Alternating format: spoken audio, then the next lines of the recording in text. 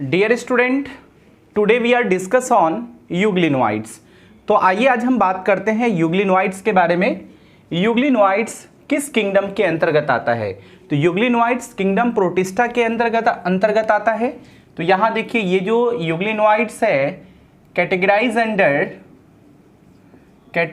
Under kingdom protista. तो dear student, आपको तो एक बात समझ में आ गया। इससे पहले हम लोगों ने डिस्कशन किया था डाइनोफ्लैजलेट के बारे में, उसे भी किंगडम प्रोटिस्टा में रखा गया था और यूग्लिनोइड्स को भी किंगडम प्रोटिस्टा के अंतर्गत रखा गया है। तो आपने देखा यूग्लिनोइड्स जो है ये है क्या? तो यहाँ पर नाम से ही पता चल रहा है कि यूग्लिनोइड्स मीन्स यूग्लिना वर्ड जो है यही है यूग्लिनोइड्स। तो इसके जो एग्जाम्पल्स आते हैं, इसमें जो ऑर्गेनिज्म आता है वो है यूग्लिना। तो हम यहाँ पर एग्जाम्पल्स किसका लेंगे? यूग्लिना का। तो यहाँ पर जो एग्जाम्पल आएगा वो है यूग्लिना। तो हम लोग यूग्लिना के बारे में बेसिकली यहाँ पर जो जान रहे, जो भी कैरेक्टर्स या जो भी स्ट्रक्चर्स हम जो भी इसके बारे में जानेंगे वो है यूग्लिना। यूग्लिना के बारे में क्लास 10th में आपने पढ़ा था कि ये यूनिसेलुलर होता है और यूग्लिना में आपने कुछ मैकेनिज्म भी देखा था। तो आज जो हम लोग बात कर रहे हैं क्लास 11th में, ये क्लास 11th का चैप्टर 2 बायोलॉजिकल क्लासिफिकेशन में हम लोग टॉपिक किंगडम प्रोटिस्टा के अंदर बात कर रहे हैं। तो किंगडम प्रोटिस्टा में यूग्लिनोइड्स का सबसे पहला फीचर, जब किंगडम प्रोटिस्टा होगा तो आपके दिमाग में सीधी बात जाएगी कि किंगडम प्रोटिस्टा जो भी होते हैं वे सभी के सभी यूनिसेलुलर एंड यूकैरियोट्स होते हैं। तो यहां पर तो एक बात तो एकदम क्लियर कट है कि ये यूनिसेलुलर और यूकैरियोट्स होगा, यानी जो भी किंगडम प्रोटिस्टा होगा वे सभी के सभी यूनिसेलुलर होंगे और यूकैरियोट्स होंगे। मैंने पिछले क्लास में भी बात किया था। यूनिसेलुलर मीन्स क्या? तो यूनिसेलुलर मीन्स जो सिंगल सेल का बना होता है, यानी वह ऑर्गेनिज्म जो सिंगल सेल का बना होता है। इसका मतलब यह है कि किंगडम प्रोटिस्टा में जो भी जीव को रखा गया, जो भी ऑर्गेनिज्म को कैटेगराइज किया गया, वे सभी के सभी यूनिसेलुलर थे, वे सभी के सभी एक सेल से बने हुए थे, वे सिंगल सेल्ड ऑर्गेनिज्म थे। तो आपने देखा उसको रखा गया।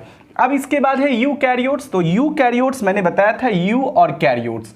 कैरियोट्स मीन्स होता है न्यूक्लियस, यानी कैरियोट वर्ड कमिंग फ्रॉम कैरियोन, जिसका मतलब होता है न्यूक्लियस, यानी इसका मतलब होता है न्यूक्लियस।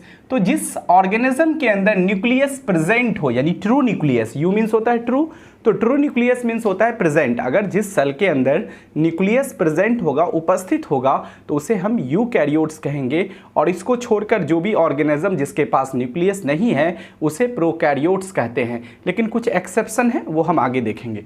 फिलहाल यहाँ देखिए, इसमें एक्सेप्शन नहीं है, यानी यूनिसेलुलर कुछ ऐसे भी सेल हैं जिसके पास न्यूक्लियस नहीं होता है। जैसे आरबीसी है, प्लांट सेल में सीव ट्यूब सेल है, फ्लोएम के पास होता है। अब देखिए, अब इसका हैबिटेट ये कहाँ पाया जाता है? हम लोग जितने भी ऑर्गेनिज्म के बारे में अभी तक बात किए उसमें हम लोग हर ऑर्गेनिज्म के हैबिटेट्स पर चर्चा करते हैं। तो आइए हम इसके भी हैबिटेट्स के बारे में बात करेंगे। तो आपने इससे पहले जो देखा था डाइनोफ्लैजलेट, वो ज़्यादातर मेरीन होते थे, यानी वो हमेशा आपको खारा पानी में, समुद्री पानी में मिलते थे। लेकिन अगर हम इसकी बात करते हैं, यूग्लिनोइड्स की बात करते हैं, तो ये आपको मोस्टली फ्रेश वाटर ऑर्गेनिज्म है, यानी ये आपको फ्रेश वाटर जैसे नदी का पानी, तालाब का पानी, झील का पानी, तो ये जो पानी होता है, ठीक है, नाले का पानी, तो ये फ्रेश वाटर होता है, इसमें ये पाया जाता है। तो इसलिए हम इसे फ्रेश वाटर ऑर्गेनिज्म कहते हैं। और ख़ास तौर पर वैसे वाटर में होता है जो स्टैग्नेंट होता है। स्टैग्नेंट मतलब बिल्कुल ठहरा हुआ, जैसे तालाब का पानी क्या है? ठहरा हुआ पानी है, ठीक है। किसी झील का पानी क्या होता है? ठहरा हुआ पानी है। तो जिस पानी में, जो पानी बिल्कुल रुका होता है, ठहरा हुआ होता है, वहाँ यूग्लिना के चांसेस सबसे ज़्यादा होते हैं। तो आपने देखा यहाँ पर मैंने लिखा है हैबिटेट्स में they found mostly in fresh water, stagnant water. और वो वाटर कैसा होगा? स्टैग्नेंट वाटर होगा, मीन्स ठहरा हुआ पानी होगा। अब आइए हम लोग आगे की बात करते हैं। अब इसके हम बॉडी स्ट्रक्चर्स की बात करेंगे कि यूग्लिना कैसा होता है। तो यूग्लिना को बॉडी स्ट्रक्चर समझने से पहले आपको मैं इसका डायग्राम बताऊंगा, तो आपको ये बड़ा आसान लगेगा इसके बॉडी स्ट्रक्चर को समझने के लिए। आइए मैं इधर डायग्राम आपको दिखाता हूं कि बॉडी स्ट्रक्चर इसका कैसा होता है। देखिए, यूग्लिना का जब आप डायग्राम बनाएंगे तो आप इस तरह से इसके बॉडी को आप ऐसे ड्रॉ करेंगे, राइट। आपने ये यूग्लिना बनाया है, ठीक है।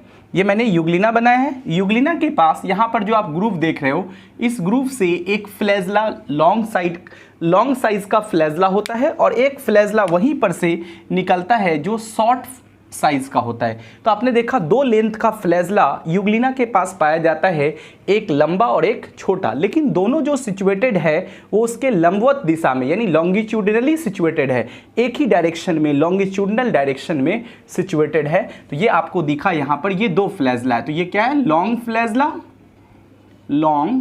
फ्लैजला, और ये जो आपको दिख रहा है ये क्या है, शॉर्ट फ्लैजला।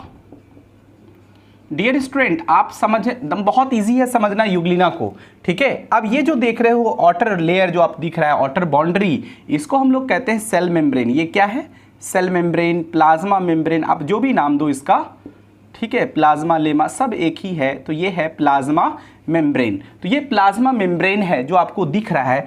अब इसके बाद हम आगे की बात करेंगे कि प्लाज्मा मेम्ब्रेन, इसके पास सेल वॉल नहीं होता है। यानी अभी तक आपने किंगडम प्रोटिस्टा में चाहे आप डायनोफ्लैजलेट की बात किया हो, चाहे आपने डायटम्स की बात किया हो, चाहे आपने डेस्मिड गोल्डन एल्गी की बात किया हो, उन सब के पास सेल वॉल था। लेकिन यूग्लिना एक ऐसा एक ऐसा किंगडम प्रोटिस्टन है जिसके अंदर सेल वॉल नहीं होता है, यानी इसमें सेल वॉल क्या होता है, अब्सेंट होता है। तो सेल वॉल अब्सेंट होगा, इसलिए ये इसका बॉडी फ्लेक्सिबल होता है, और फ्लेक्सिबल होने का कारण है कि इसके चारों तरफ एक बिल्कुल प्रोटीन रिच लेयर, यानी प्रोटीन की सबसे ज़्यादा मात्रा में पाई जाने वाली एक लेयर होती है जो इसके चारों तरफ प्रेजेंट होती है, ठीक है। इस लेयर को हम लोग कहते हैं पेलिकल लेयर। तो देखिए आप, मैं लेयर बना रहा हूँ, ये प्रोटीन रिच लेयर है। तो डियर स्टूडेंट, आपको एकदम समझना है कि एक एक पॉइंट को आपको समझना है, और यही सब पॉइंट आपके कंपटीशन नीट एग्जाम्स में पूछे जाते हैं। यानी क्वेश्चंस पूछ देगा कि कौन सा ऐसा प्रोटिस्टन है जिसके पास, प्रोटोजोआ को छोड़कर, क्योंकि प्रोटोजोआ के पास भी सेल वॉल नहीं होता है, तो कौन सा ऐसा प्रोटिस्टन है जिसके पास सेल वॉल नहीं होता है। तो आप प्रोटोजोआ भी ले सकते हो और यूग्लिनोइड्स का भी नाम लोगे। लेकिन यूग्लिना के पास, यूग्लिना का जो बॉडी होता है वो प्रोटोजोआ से अलग होता है। प्रोटोजोआ का बॉडी फ्लेक्सिबल नहीं होता है, लेकिन इसका बॉडी क्या होता है, फ्लेक्सिबल होता है, लचीला होता है। और फ्लेक्सिबल होने का कारण है क्योंकि इसके पास पेलिकल लेयर होता है। तो एक बात तो आपके समझ में आ गया कि euglena has extra additional layer, ठीक है, बिसाइड सेल वॉल को, sorry, instead of cell wall की जगह पर इसमें एक एडिशनल लेयर होता है, उसके जगह पर प्रेजेंट होता है, जिसे हम लोग पेलिकल लेयर कहते हैं। और पेलिकल लेयर जो होता है बिल्कुल प्रोटीन सबसे ज़्यादा मात्रा में पाई जाती है, इसलिए इसको प्रोटीन रिच लेयर भी कहते हैं। तो ये देखा आपने, this layer is called pellicle layer, आप इसका नाम दोगे पेलिकल लेयर। अब चूंकि यूग्लिना है, सिंगल सेल का ऑर्गेनिज्म है और यूकैरियोट्स है, तो इसमें एक न्यूक्लियस भी होगा, और न्यूक्लियस के अलावा इसके अंदर साइटोप्लाज्म होंगे और अदर सेल ऑर्गेनेल भी पाए जाएंगे। तो ये साइटोप्लाज्म है और कुछ अदर सेल ऑर्गेनेल भी होगा। लेकिन हम यहाँ पर चूंकि सेल डिस्कशन नहीं कर रहे हैं, हम सेल के टॉपिक पर बात नहीं कर रहे हैं, हम यूग्लिना के पार्टिकुलर टॉपिक पर बात कर रहे हैं, इसलिए हम उसके अंदर उतना नहीं जाएंगे। बस हम इतना जानेंगे कि यूग्लिना का नेचर क्या है, ये इसका बॉडी कैसा है और ये किस तरह से वर्क करता है, इस पर हम लोग फोकस करेंगे। तो आपने बॉडी के बारे में समझ गए कि यूग्लिना कैसा दिखता है। देखा आपने, ये यूनिसेलुलर होता है, इसके पास दो फ्लैजला होता है, एक शॉर्ट फ्लैजला और एक लॉन्ग फ्लैजला, और दोनों फ्लैजला लॉन्गिट्यूडिनल डायरेक्शन में सिचुएटेड है, ऊपर की ओर लंबवत दिशा में प्रेजेंट है। इसके चारों तरफ पेलिकल लेयर होता है जो प्रोटीन रिच लेयर है, और यही पेलिकल होने की वजह से इसका बॉडी फ्लेक्सिबल होता है। इसके पास सेल वॉल अब्सेंट होता है, और ये सेल मेम्ब्रेन है और ये न्यूक्लियस है। तो यहाँ देखिए जो मैंने लिखा है पॉइंट्स आपको समझ में आ जाएगा। मैंने बॉडी स्ट्रक्चर्स में सबसे पहले लिखा है देयर बॉडी इज फ्लेक्सिबल। इसका बॉडी कैसा होता है, फ्लेक्सिबल, यानी लचीला होता है, due to lack of cell wall, क्योंकि इसके पास सेल वॉल नहीं होता है। लैक ऑफ का मतलब होता है कमी, यानी सेल वॉल की कमी होती है, सेल वॉल अब्सेंट होता है। इंस्टेड ऑफ सेल वॉल, लेकिन मैंने यहाँ पर जस्ट नीचे लिखा है कि सेल वॉल के जगह पर, इंस्टेड ऑफ का मतलब होता है के जगह पर, तो सेल वॉल के जगह पर ए पेलिकल प्रोटीन रिच लेयर, यानी एक ऐसा लेयर है जो पेलिकल लेयर है, और ये लेयर कैसा है, प्रोटीन रिच लेयर है। तो प्रोटीन रिच लेयर है, ठीक है dear student, protein rich layer होता है जो प्रेजेंट होता है आउटसाइड द सेल मेम्ब्रेन। देखो सेल मेम्ब्रेन के, प्लाज्मा मेम्ब्रेन के बाहर होता है, तो ये बॉडी को कैसा बनाता है, फ्लेक्सिबल बनाता है। तो आपको बॉडी स्ट्रक्चर्स के बारे में अच्छे से समझ में आ गया होगा कि यूग्लिना का बॉडी स्ट्रक्चर कैसा होता है। अब उससे भी महत्वपूर्ण बात जो उसके फ्लैजला से रिलेटेड है वो देखिए, they have also two flagella. मैंने यहाँ पर ऑल्सो इसलिए लिखा है, इससे जस्ट पहले के लेक्चर में आपने डाइनोफ्लैजलेट के बारे में सुना था। डाई मतलब टू और फ्लैजलेट मतलब फ्लैजला, वहाँ भी देखा था आपने 2 फ्लैजला होता है। जस्ट लाइक यहाँ पर भी 2 फ्लैजला होता है। तो यहाँ पर देखिए यूग्लिनोइड्स के अंदर यानी इसके पास भी 2 फ्लैजला होते हैं, वेयर वन इज लॉन्ग, जहाँ एक क्या है, लंबा होता है, and other one is short, और दूसरा क्या है, शॉर्ट होता है, दूसरा फ्लैजला छोटा होता है। बट मैंने लिखा है both are situated longitudinally direction, यानी दोनों का दोनों लॉन्गिट्यूडनल डायरेक्शन में क्या होता है, सिचुएटेड होता है, यानी लंबवत दिशा में प्रेजेंट होता है। अब इसके सबसे महत्वपूर्ण जो पॉइंट है वो है न्यूट्रिशन, यानी ये अपना भोजन कैसे करता है, ये कैसे खाना खाता है, इस पे हम लोग बात करते हैं। देखिए आपने देखा कि न्यूट्रिशन का 2 टाइप्स होता है, ऑटोट्रॉफिक एंड हेटेरोट्रॉफिक। ऑटोट्रॉफिक में बेसिकली आप फोटोसिंथेटिक पर ज़्यादा चर्चा कर रहे थे। तो इसका जो यूग्लिना की जो ख़ास बात है, इसमें 2 तरह का न्यूट्रिशन होता है। यानी जब दिन का समय होता है, सनलाइट प्रेजेंट होता है, तो सनलाइट के प्रेजेंट में ये फोटोसिंथेटिक करता है, क्योंकि इसके पास क्लोरोफिल पिगमेंट होता है, जैसा कि हायर प्लांट्स में देखा गया। जो हायर प्लांट्स होते हैं, ग्रीन प्लांट्स, उसके पास जो क्लोरोफिल होता है वही क्लोरोफिल इसके पास भी होता है। और यही वजह है कि जब सनलाइट पड़ती है तो दिन के समय ये फोटोसिंथेटिक नेचर शो करता है। अगर हम बात करें एट नाइट, रात के समय क्या होता है, सनलाइट नहीं होने की वजह से ये हेटेरोट्रॉफिक नेचर शो करता है, यानी वहाँ पर ये अपना परपोषण वाला गुण शो करता है। आखिर परपोषण जो हेटेरोट्रॉफिक नेचर है वो कैसे करेगा, तो जो स्मॉल ऑर्गेनिज्म, जो छोटे छोटे ऑर्गेनिज्म होते हैं, इससे भी छोटे, उसे ये प्रे करके, उसका शिकार करके उसको भोजन के रूप में, फूड के रूप में इस्तेमाल करते हैं, यानी उसको अपना भोजन बना लेता है। तो ये ख़ास बात है यूग्लिना के साथ। तो यूग्लिना एक ऐसा ऑर्गेनिज्म है जिसके पास 2 न्यूट्रिशन है, ऑटोट्रॉफिक भी और हेटेरोट्रॉफिक भी। इसलिए इन दोनों न्यूट्रिशन का कॉम्बो फॉर्म होता है मिक्सोट्रॉफिक न्यूट्रिशन, जो मैं यहाँ लिख दे रहा हूँ। Both nutrition that is photosynthetic, heterotrophic. Photosynthetic कब होता है, एट डे टाइम, आप ये समझ लीजिए, एट डे टाइम, दिन के समय जब सनलाइट होती है तब। और ये कब होता है, एट नाइट टाइम, ये बात आप याद रखोगे, ये रात के समय होता है, ठीक है। और इसीलिए इन दोनों न्यूट्रिशन का कॉम्बो फॉर्म जो होता है वो कहलाता है मिक्सोट्रॉफिक न्यूट्रिशन। ये एनसीईआरटी में नहीं लिखा होगा, लेकिन ये टर्म इसके लिए इस्तेमाल किए जा सकते हैं। यानी आप अगर दोनों न्यूट्रिशन होता है तो उसको हम लोग मिक्सोट्रॉफिक न्यूट्रिशन कहते हैं, जिसमें फोटोसिंथेटिक नेचर भी हो और हेटेरोट्रॉफिक नेचर भी हो, तो ये मिक्सोट्रॉफिक न्यूट्रिशन है। तो ये बहुत ही इंपॉर्टेंट पॉइंट है यूग्लिना के लिए, जो आपके NEET of point of view से भी बहुत ही महत्वपूर्ण है। नीट एग्जाम्स में भी आपके यहाँ से क्वेश्चंस आ सकते हैं। तो आप ये बहुत ही इंपॉर्टेंट टॉपिक आपने अभी डिस्कशन किया। और इसमें क्या एग्जाम्पल है, यूग्लिना।